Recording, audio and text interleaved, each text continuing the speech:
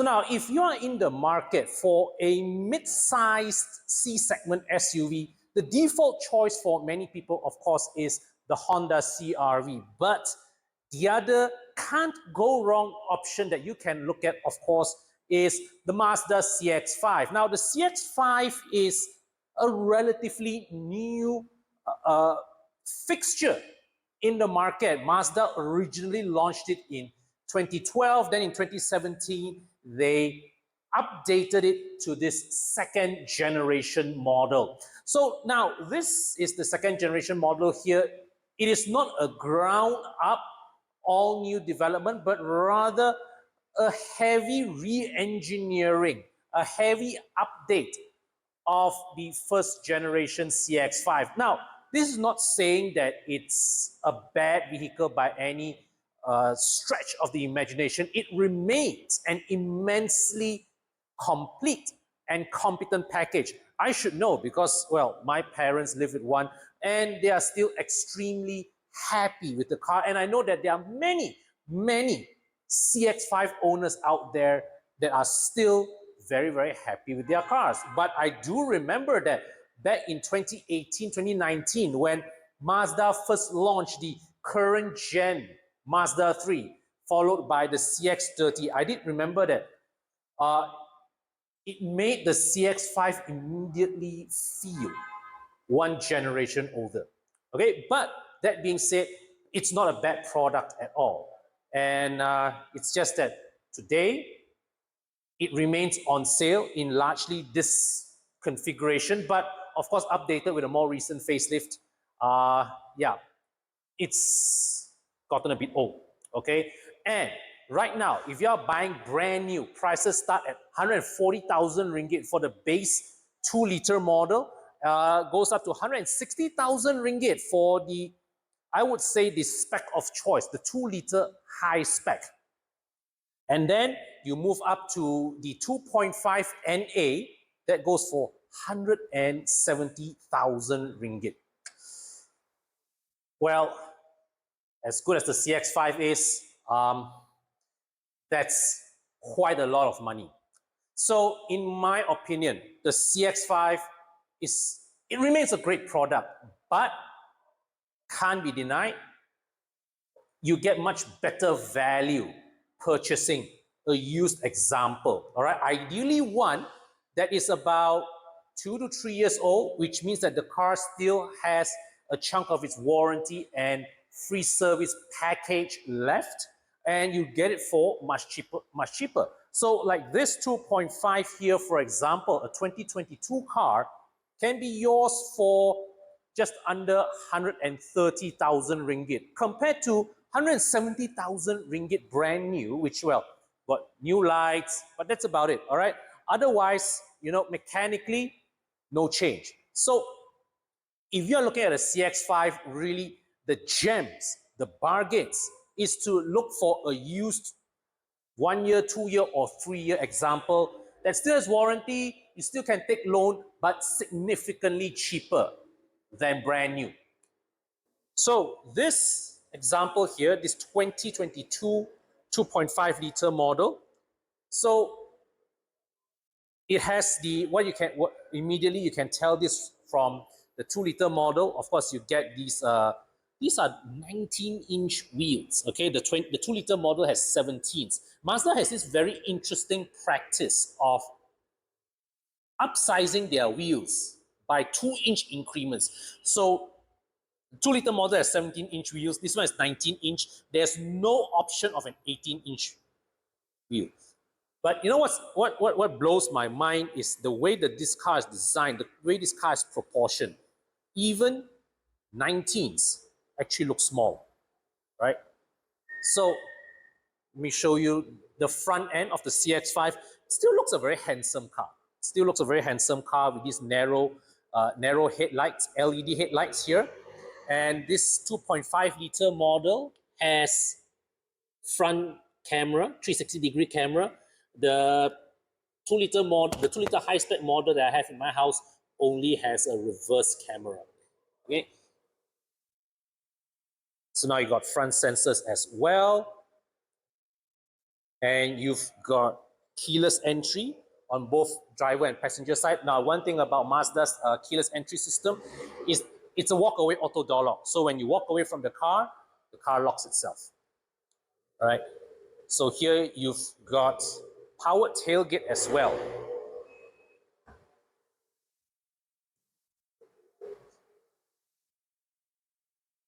So as you can see from the items loaded here, this is the boot space. Now, in terms of boot space, the CX-5 is not the biggest you get in the market. You get much more space available in the CR-V, but it's still a more spacious car if you compare this with the Proton X50 or the Subaru Forester, right? So let me bring you inside.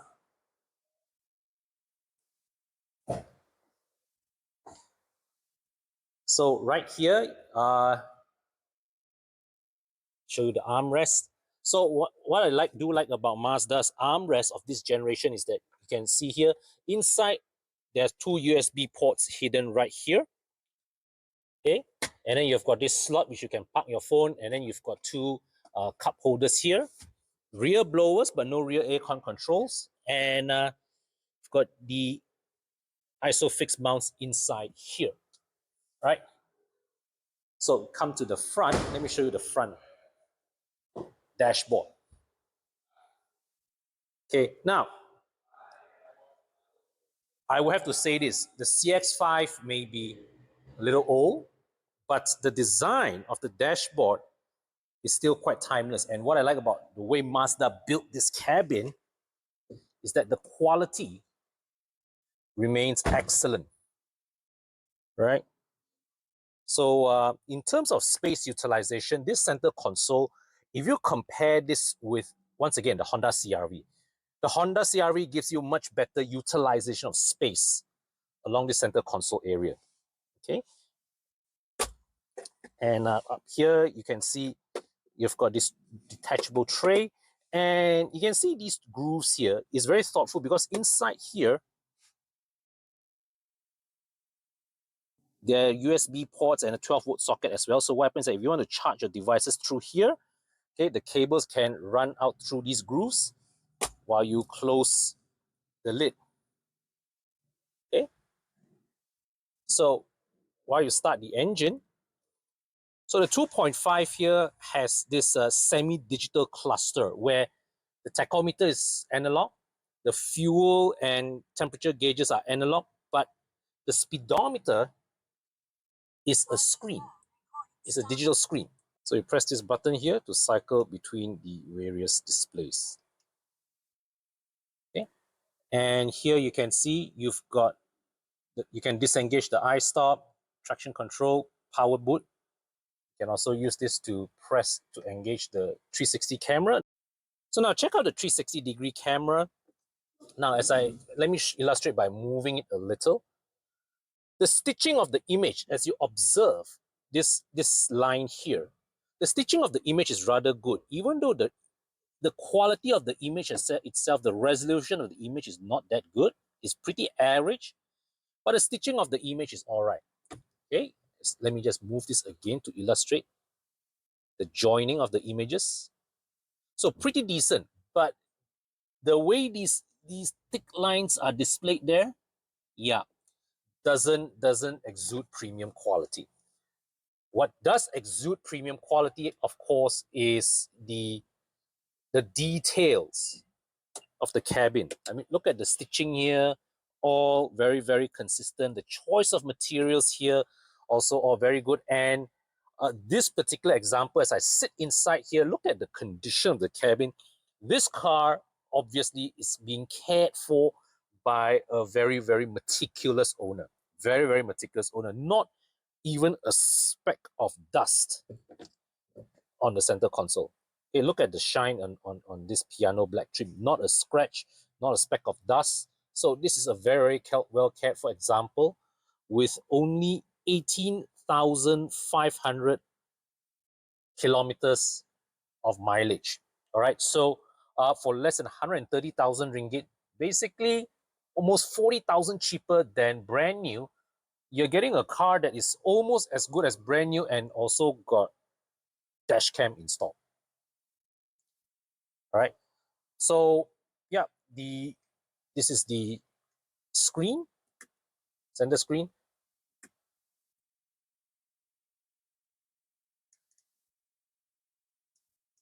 Now, one thing about Mazda's center screen is that on the move, the touchscreen is disabled. See, right now it's stationary, the touch function is active. Okay, but when the car is moving, the car does not allow you to use the touchscreen function. All right, but what I would say is that yeah, this particular example very well cared for, and even then the CX-5 as a whole, uh, even though it's a bit of an old design, the cabin still, in my opinion, maintains a timeless quality. So here, the engine bay of the CX-5, that's the 2.5 liter Sky Active engine mounted transversely here. And let me just show you some of the critical parts of the engine bay. So right there inside, that's the brake master and servo pump connected here. This is the ABS and ESC module. So right here, you can see this one large engine mounting piece at the side here holding the engine in place. That's the alternator right there. This is the coolant reservoir tank. So the air intake box comes in here. So you can see the way this is structured. So the air goes in here. Air goes in here, goes down in there, and muscle the intake box goes into the engine. So the air intake is mounted quite high. Now, I don't recommend that you drive this through floods, but from the way the air intake is positioned, at the very least, if you drive it through a puddle of water, the risk of water entering is significantly low. Then again, still don't recommend that you drive this through water lah. Any car for the matter. Don't drive it if you see flood or anything. So there's the fuse box right there. There's the ECU, and there's the battery. Now, one reality with Mazdas is that the battery, this is based on my own family's experience. Battery is a high maintenance item. It wears out very fast. So normally our practice when in order to lengthen the battery life is we always disable the auto start stop. It's one thing we do. Okay. The other thing about Mazdas that wear out fast are the suspension parts. Okay. But then again, the unit that I have in my house, my parents' car, the mileage is even lower than this. So the suspension arms still have not yet reached the age where replacements are required. And this being an 18,000 kilometer example, I don't think it requires any replacement anytime soon. Now, my observation for a car, even though the mileage is 18,000, but being a 2-year-old car, the engine bay is very meticulously kept. I wouldn't be surprised if the owner have sent this car for an engine bay detail before, because there's very little in terms of dust or oil or grime. All the spots are extremely clean. So it's either like this car has been really sitting around doing nothing, or the owner has periodically invested in cleaning up the engine bay. So now the beauty about the CX-5 is that you don't really need to choose the most powerful version to get the best out of it. Now, this is coming from somebody whose family owns a 2-liter model, so I know what I'm talking about.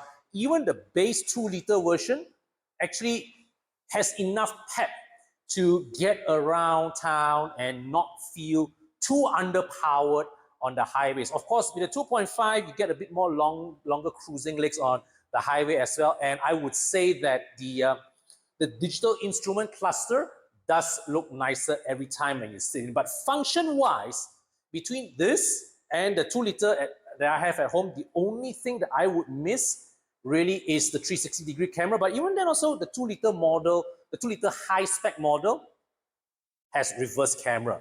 Yeah, I would say don't go for the 2-liter base model, because that one is really kosong. You don't have LED headlamps. You don't have keyless entry, so don't go for that. Minimum, go for a 2-liter high-spec model, but if a 2.5 is available at a good price, certainly worth considering. But what about the 2.2 diesel?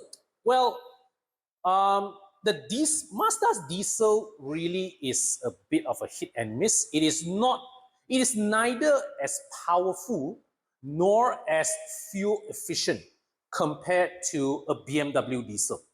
There are complaints, okay, there are a number of complaints that surface on the internet whereby the diesel models, they have the issue of a coolant shooting up, all right? But what I've been told from, at least what I heard from official Mazda sources, is that the number of complaints are actually relatively low, and if you go back to Burma's complaining, if your car's under warranty, showing them the the coolant shoot up, they address it, no questions asked. But that being said, with the diesel model, I would only go for all-wheel drive. There are some units of the diesel with two-wheel drive. I wouldn't really go with that because the torque from the diesel engine is really too much for two-wheel drive drivetrain. The 2.5 and 2.0 petrol models with two-wheel drive, no problem, because those are low torque NA engines you can do with two-wheel drive. But the diesel, all-wheel drive. Then finally, of course, there's the 2.5 turbo. Now, that car is, I nickname it the CX-5 MPS because that car is a bit off the rails, okay? It's fast. It is like double the performance of this 2.5 NA, but with the same spec of brakes. Okay, so and also very, very thirsty. I remember when I first drove the car during the media drive from KL to Penang. Basically, we had to refuel the car halfway, and by the time we reached Penang, we almost dried out the tank. Okay, so very, very thirsty on fuel, the 2.5 turbo, but at the same time, hilariously fun to drive. So if you like something that that builds up speed with ridiculous ease on the highway, the CX-5 2.5 turbo is a very interesting proposition. But for utilitarian purposes, for a day-to-day driver, the naturally aspirated 2-liter and 2.5 models make all the sense that you need. All right, so what I would say in conclusion, the Mazda CX-5 as a 12-year-old product, okay, maybe this 2018 model, this is a 2022 car, but launched in 2018, right? As a 7-year-old design, it is still a very complete, very competent package, great value purchase, but yeah, the smart money on one of these right now is to get a used 1 or 2 year model in the used car market, and you know that you still get a bit of warranty, you still get a bit of the free service, and you get to enjoy the drive of a relatively modern, comfortable, and sophisticated C-segment SUV. So this unit of the CX-5 is on sale, and if you're interested to check it out, there's a link in the description section to my Telegram group where you can reach out to me and contact to arrange for a viewing of this car. And finally, if you're looking to sell your car, but the last offer that you get is too low, can't cover the balance of your loan, well, fill up the form in the description section below. My team will be in touch and we'll see how we can assist you, well, to get more money back from your car, hopefully cover your loan balance, and even better still, maybe get a bit of cash back so that you don't have to top up money to the bank. All right, so that's it from me today. Until my next video, take care, stay safe, and I'll see you soon.